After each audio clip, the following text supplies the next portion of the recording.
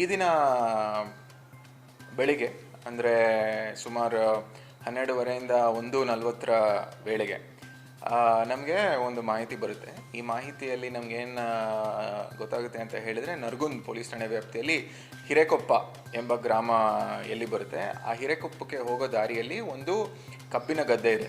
ಆ ಕಬ್ಬಿನ ಗದ್ದೆ ಸುಮಾರು ರಾಮದುರ್ಗ ತಾಲೂಕಿಂದ ಒಂದು 6ರಿಂದ 7 ಕಿಲೋಮೀಟರ್ ದೂರದಲ್ಲಿ ಇದ್ದು, ಕಬ್ಬಿನ ಗದ್ದೆ ನಡುವೆಯಲ್ಲಿ ಒಬ್ಬ ಯುವಕನ ಕೊಲೆ ಆಗಿದೆ ಅಂತ ಹೇಳಿ ಅವರ ಸ್ವಂತ ಅಣ್ಣನೇ ಊರವ್ರಿಗೆ ಮಾಹಿತಿ ನೀಡಿದ್ದು. ಊರವ್ರು ಬಂದಿದ್ದು, ಊರವರು ಪೊಲೀಸ್ ಠಾಣೆಗೆ ಮಾಹಿತಿ ನೀಡಿರ್ತಾರೆ. ನಾವು ಹೋಗಿ ಚೆಕ್ ಮಾಡಿದ ಸಂದರ್ಭದಲ್ಲಿ ನಮಗೆ ಏನು ಕಂಡು ಬರುತ್ತೆ ಅಂತ ಹೇಳಿದರೆ, ಒಬ್ಬ ವ್ಯಕ್ತಿ ಫಕೀರಪ್ಪ ಅಂತ ಹೇಳಿ ಸುಮಾರು 19 ವಯಸ್ಸಿರುವಂಥ ಒಂದು ಹುಡುಗ, ಅವನು ಮಲಗಿರೋ ಸ್ಥಿತಿಯಲ್ಲೇ ಸಾವನ್ನಪ್ಪಿರೋ ಬಾಡಿನ ನಾನು ಕಂಡಿದ್ದ ಸಂದರ್ಭದಲ್ಲಿ ಅವನ ಮುಖದ ಅರ್ಧ ಭಾಗನ ಒಂದು ಯಾವುದೋ ಹೆವಿ ಆಬ್ಜೆಕ್ಟ್ ಇಂದ ಮುಖ ಜಜ್ಜಿರೋ ರೀತಿ ನನಗೆ ಕಂಡು ಬಂದಿರುತ್ತೆ. ಆ ಹತ್ತಿರದಲ್ಲೇ ನಾವು ಚೆಕ್ ಮಾಡಿದ ಸಂದರ್ಭದಲ್ಲಿ ಒಂದು 20ರಿಂದ 25 kg ಇರುವಂಥ ಒಂದು ಕಲ್ಲು ನಮಗೆ ಪತ್ತೆ ಆಗುತ್ತೆ. ಅದ್ರ ಮೇಲೆ ರಕ್ತದ ಕರೆ ಇಂಥವು ಇದ್ದಿದ್ದಾಗುತ್ತೆ. ಅದರಿಂದ ನಮಗೆ ಏನು ಗೊತ್ತಾಗುತ್ತೆ ಅಂತ ಹೇಳಿದರೆ, ಈ ಒಂದು ಕಲ್ಲಿನ ಬೇಸಿಸಿಂದನೇ ಈ ವ್ಯಕ್ತಿಗೆ ಹೊಡೆದು ಸಾವನ್ನಪ್ಪಿರ್ತಾನೆ ಅಂತ ಹೇಳಿ ನಮಗೆ ಗೊತ್ತಾಗುತ್ತೆ. ಇವರಿಬ್ಬರದು ಅಣ್ಣ ತಮ್ಮಂದು ಬ್ಯಾಕ್ಗ್ರೌಂಡ್ ವೆರಿಫೈ ಮಾಡಿದಾಗ ಫಕೀರಪ್ಪ ಅಂತ ಹೇಳಿ ತಮ್ಮ ಆಗಿರ್ತಾನೆ, ಮತ್ತು ಅಣ್ಣ ಒಂದು ಅಶೋಕ್ ಈರಪ್ಪ ಅಂತ ಹೇಳಿ ನಮಗೆ ಗೊತ್ತಾಗುತ್ತೆ.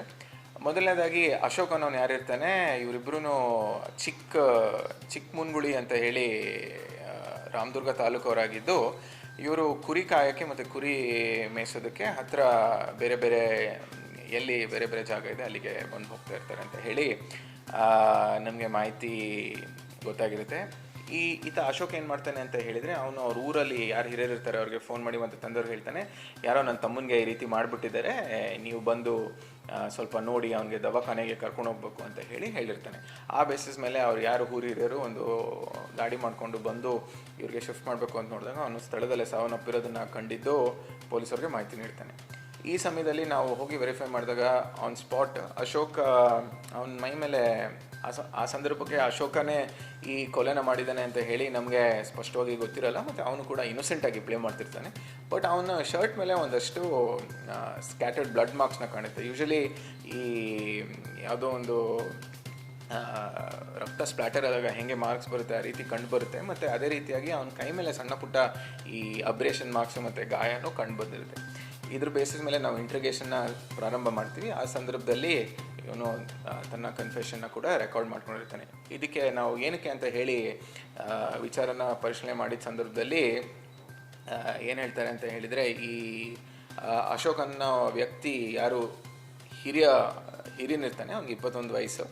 ಅವನಿಗೆ ಮನೆಯಲ್ಲಿ ಒಂದು ಹೆಣ್ಮಗಳನ್ನ ಮದುವೆ ಮಾಡಬೇಕು ಅಂತ ಹೇಳಿ ಅವರು ನೋಡಿರ್ತಾರೆ. ಬಟ್ ಅವನಿಗೆ ಆ ಹುಡುಗಿ ಯಾವುದೋ ಕಾರಣಕ್ಕೆ ಅವನಿಗೆ ಇಷ್ಟ ಇರೋದಿಲ್ಲ, ಆದರೂ ಸಹ ಒಂದು ಸ್ವಲ್ಪ ಅವನ ಮೇಲೆ ಒತ್ತಾಯ ಇರುತ್ತೆ. ಅದೇ ಸಮಯದಲ್ಲಿ ಫಕೀರಪ್ಪಂಗೂ ಕೂಡ ಅವ್ರ ಮನೆಯಲ್ಲಿ ಒಂದು ಹುಡುಗಿನ ನೋಡಿರ್ತಾರೆ. ಸೊ ಇವನಿಗೆ ಆ ಹುಡುಗಿ ಮೇಲೆ ಸ್ವಲ್ಪ ಒಲವಿದ್ದ ಕಾರಣಕ್ಕಾಗಿ ಅವನ ತಮ್ಮನ್ನ ಕೊಲೆ ಮಾಡಿದರೆ ನಾನು ಆ ಹುಡುಗಿಗೆ ಮದುವೆ ಆಗ್ಬೋದು ಅಂತ ಹೇಳಿ ಇವನ ಮನಸ್ಸಲ್ಲಿ ಬಂದಿತ್ತು. ನಿನ್ನೆ ರಾತ್ರಿ ಅವ್ರು ಊಟ ಮಾಡೋ ಸಂದರ್ಭದಲ್ಲೂ 8:30ಗೆ ಅವ್ರ ತಂದೆ ಜೊತೆನೂ ಇದೊಂದು ಮಾತುಕತೆ ಆಗಿದ್ದು, ಆ ನಂತರ ಇವರಿಬ್ಬರು ಒಟ್ಟಿಗೆ ಎದ್ದು ನಿರ್ಜನ ಪ್ರದೇಶದಲ್ಲಿ ಇದ್ದ ಸಂದರ್ಭದಲ್ಲಿ ಅವ್ರವ್ರ ನಡುವೆ ಬಹುಶಃ ಯಾವುದೋ ಒಂದು ರೀತಿ ವರ್ಬಲ್ ಆಲ್ಟರ್ಕೇಷನ್ ಆಗಿರ್ಬೋದು ಅಂಥದ್ದಿದ್ದು ಈ ಒಂದು ಆ್ಯಕ್ಟಿಗೆ ಅದು ಆಸ್ಪದ ಮಾಡಿಕೊಟ್ಟಿರುತ್ತೆ ಅಂತ ಹೇಳಿ ನಮ್ಮದಿರುತ್ತೆ. ಮತ್ತು ನಮ್ಮದು ಶ್ವಾನದಳ ಕೂಡ ಆ ಸಂದರ್ಭದಲ್ಲಿ ಮೃತರ ದೇಹ ಮತ್ತು ಈ ಒಂದು ಆಬ್ಜೆಕ್ಟ್ ವೆಪನ್ ಏನಿದೆ, ಈ ಕಲ್ಲು, ಅದನ್ನು ಪರಿಶೀಲನೆ ಮಾಡಿದ್ದು, ಅದನ್ನು ಕೂಡ ಈ ಒಂದು ವ್ಯಕ್ತಿ ಹತ್ರನೇ ನಮ್ಮ ಶ್ವಾನದಳ ಕೂಡ ತೊಗೊಂಡೋಗುತ್ತೆ. ಸೊ ವಿತೌಟ್ ಎನಿ ಡೌಟ್ ಈ ಆರೋಪಿ ಯಾರು ಅಂತ ಹೇಳಿ ನಮಗೆ ಗೊತ್ತಿದ್ದು ಈಗಾಗಲೇ ಅವನನ್ನು ಬಂಧನ ಮಾಡಿದ್ದೀವಿ.